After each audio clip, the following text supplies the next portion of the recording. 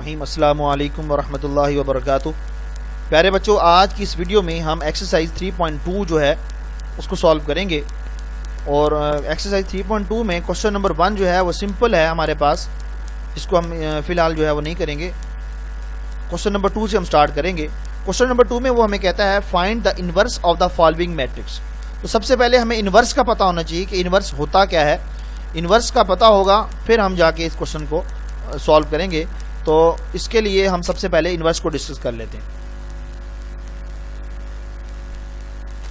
तो इन्वर्स जो है किसी भी मैट्रिक्स का इन्वर्स वो ऐसे लिखा जाता है a की पावर -1। इसको हम क्या कहते हैं? इन्वर्स कहते हैं। इन्वर्स एक मैट्रिक्स का एक और ऐसा मैट्रिक्स होता है जिसको उस मैट्रिक्स से मल्टीप्लाई करें तो जवाब जो है वो हमारे पास आइडेंटिटी मैट्रिक्स आएगा। और इसका फार्मूला हमारे पास क्या होगा? 1/a का डिटर्मिनेंट और एडजॉइंट ऑफ a। अब a का डिटर्मिनेंट क्या होगा ये निकालना हमने, और एडजॉइंट ऑफ a ये हमारे पास क्या चीज़ है इसको हमने फाइंड करना है। ये दो चीज़ें हमें मिल गई, हम उनको मल्टीप्लाई करेंगे, हमारे पास रिजल्ट जो आएगा वो क्या होगा? a का इन्वर्स होगा। तो क्वेश्चन लिखते हैं और स्टार्ट करते हैं, देखते हैं हमारे पास a का इन्वर्स क्या निकलता है। पहला पार्ट है क्वेश्चन नंबर 2 का 3 - 1 2 1। क्वेश्चन नंबर 2 पार्ट नंबर 1 हमारे पास क्वेश्चन है। इस क्वेश्चन को हमने अब सॉल्व करना है। तो सबसे पहले हम इसका नाम रख लेते हैं लेट सॉल्यूशन। इसका नाम रख लेते हैं let a is equal to, matrix है a, स्क्वायर ब्रैकेट यूज कर लें, 3 - 1 2 और 1। ये हमारे पास क्वेश्चन है और हमने इसका इन्वर्स फाइंड करना है। तो बच्चों, इन्वर्स फाइंड करने के लिए सबसे पहले हमें क्या चाहिए था? फार्मूला। और वो फार्मूला क्या है? a inverse is equal to 1/a का determinant and adjoint of a। ये ऑर्डर 2x2 का है, 3x3 के लिए ये चीज़ अप्लाई नहीं होगी जो मैं यहाँ पे यूज़ करूँगा। तो सबसे पहले हमें a का डिटर्मिनेंट फाइंड करना है। a का डिटर्मिनेंट कैसे फाइंड करते हैं देखें ज़रा।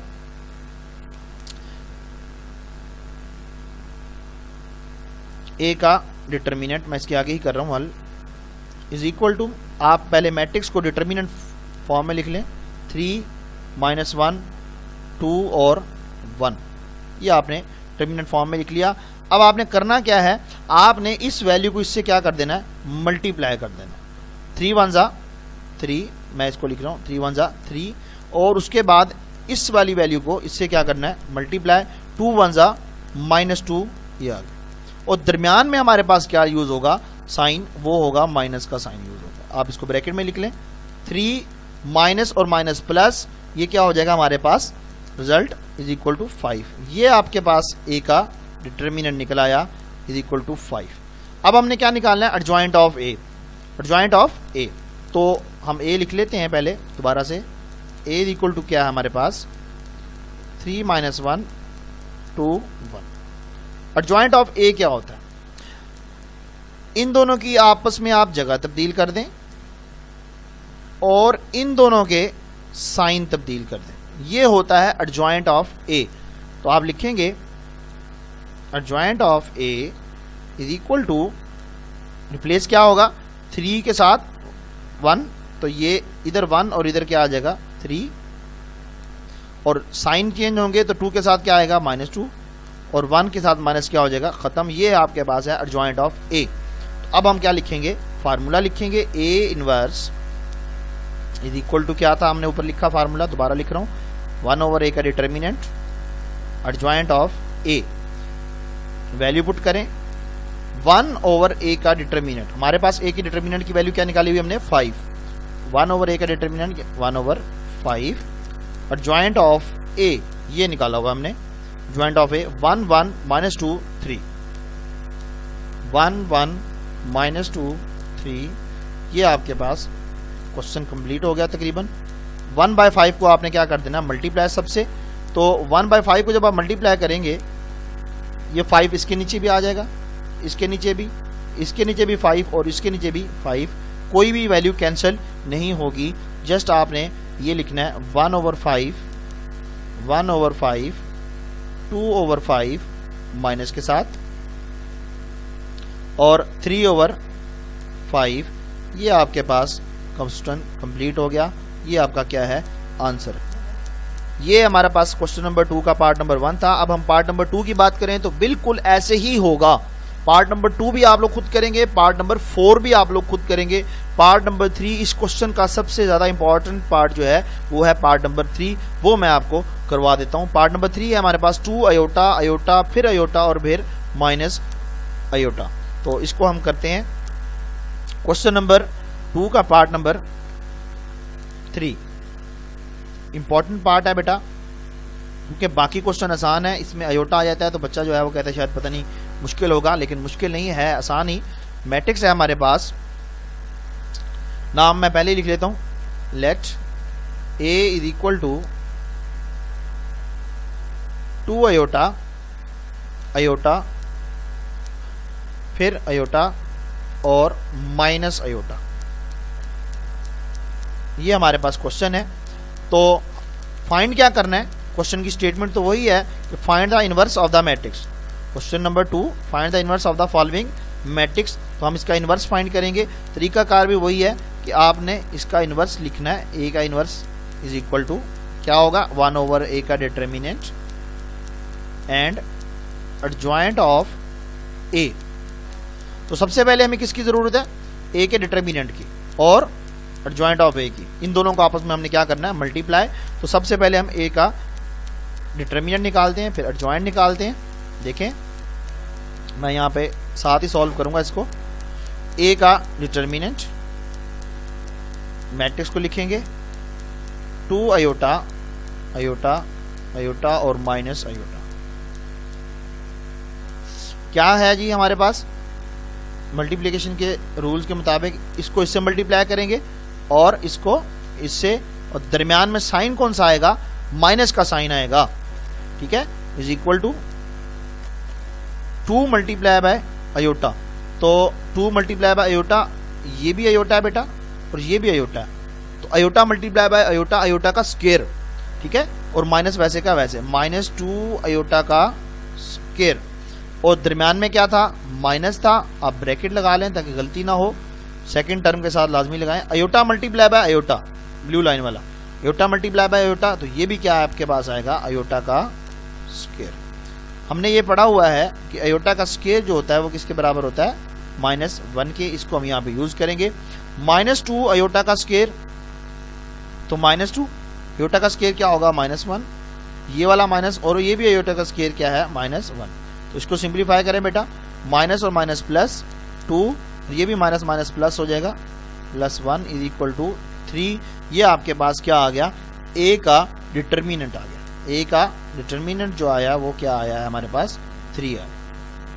अब हमने क्या करना है, एडजॉइंट ऑफ ए फाइंड करना है। उसको हम लेफ्ट साइड पे कर लेते हैं, एडजॉइंट ऑफ ए। तो उसके लिए क्या तरीका मैंने बताया था आपको कि आप लोगों ने इन दोनों की जगह तब्दील और इन दोनों के साइन तब्दील करने हैं और कुछ नहीं करना।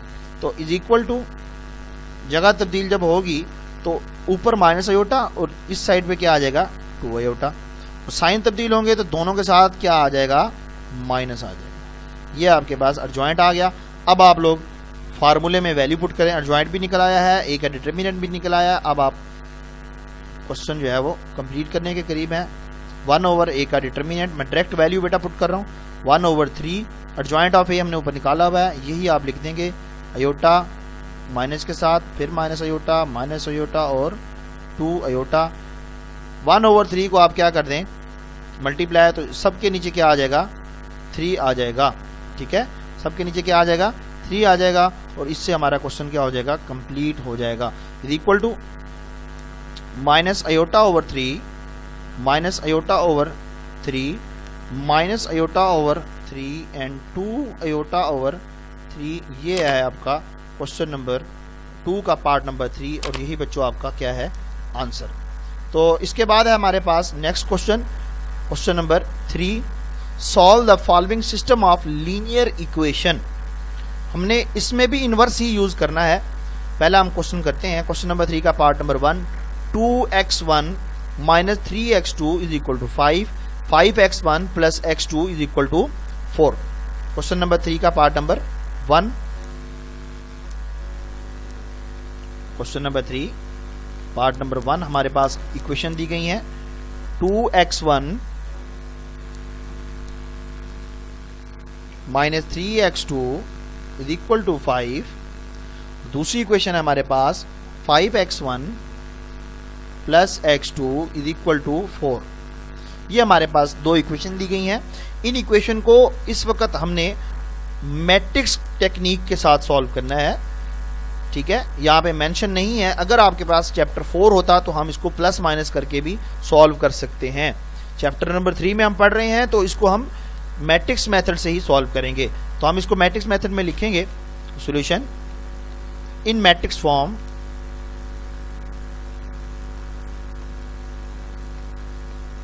मैट्रिक्स फॉर्म में क्या होगा, सबसे पहले आप एक बड़ा मैट्रिक्स बना लें लेफ्ट साइड के लिए। इस चीज से जो है आपने स्टार्ट करना है। पहले बड़ा मैट्रिक्स बना लें, फिर इसके साथ एक छोटा सा मैट्रिक्स बना लें वेरिएबल वाला is equal to right hand side वाला। मैं इसको मेंशन करता हूं क्योंकि ये पहली दफा हम सवाल कर रहे हैं, तो आप लोगों को ये चीजें पता होनी चाहिए क्या क्या है। ये जो मैट्रिक्स हमने बनाया है पहला, ये है कोफिशिएंट का मैट्रिक्स।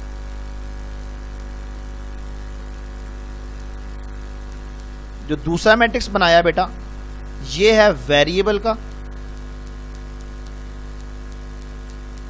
और जो थर्ड मैट्रिक्स है ये वाला, ये है राइट हैंड साइड वाला।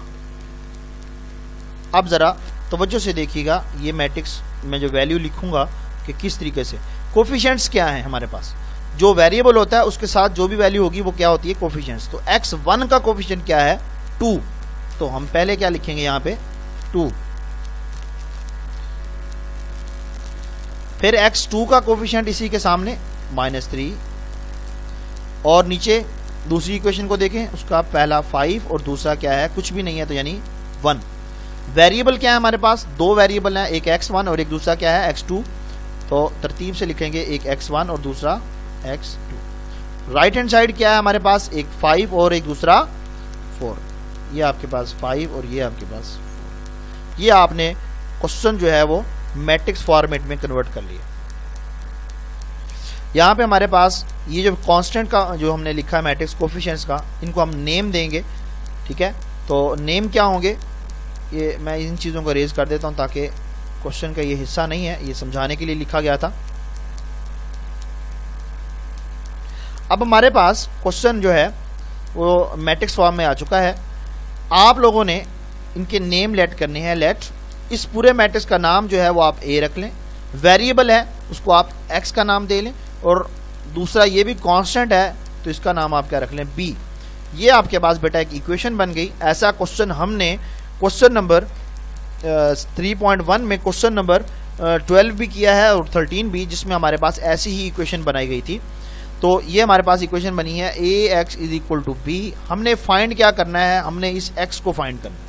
वो मैट्रिक्स की फॉर्म होगी, हमने x को फाइंड करना है। तो बेटा हम इस x की वैल्यू को फाइंड करने के लिए इसके साथ जो भी चीज़ होगी उसको उस साइड पे लेके जाएंगे। बस यहाँ पे एक बात का ख्याल रखना है कि आपके पास कांस्टेंट जो a मैट्रिक्स है ये वाला, इसको लेफ्ट साइड पे लिखा हुआ है, तो जब हम उस तरफ लेके जाएंगे तो वो राइट साइड पे नहीं लेफ्ट साइड पे लिखा जाएगा और वो इनवर्स में कन्वर्ट हो जाएगा, यानी कि a इनवर्स इंटू बी। ये होता कैसे है ये मैं रफ अमल में आपको समझा देता हूँ। देखें हम असल में क्या कर रहे होते हैं, ये लिखा हुआ है ax is equal to B.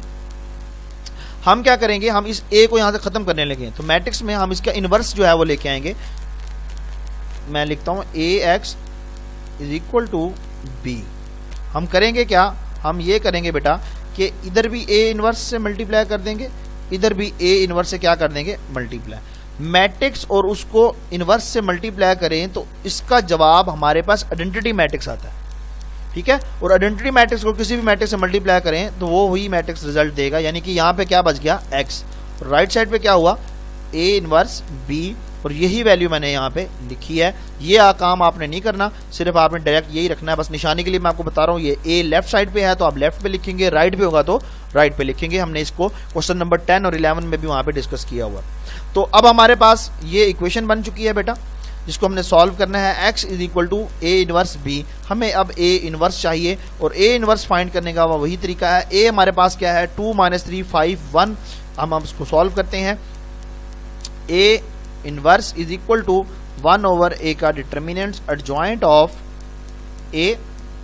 तो सबसे पहले हमें क्या चाहिए, ये दो चीज़ें, ए का डिटर्मिनेंट, मैट्रिक्स लिखते हैं। मैट्रिक्स क्या है हमारे पास, 2 - 3 5 1, 2 - 3 5 1, ये हम क्वेश्चन नंबर 2 में भी कर चुके हैं।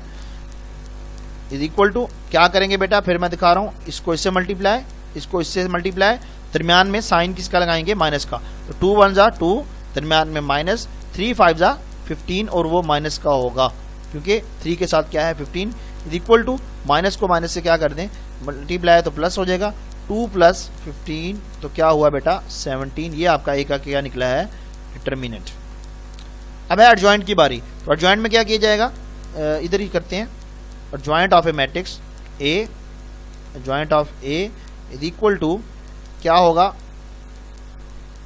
ये हमारे पास ए लिखा हुआ है, इन दोनों की जगह चेंज और इन दोनों के साइन चेंज।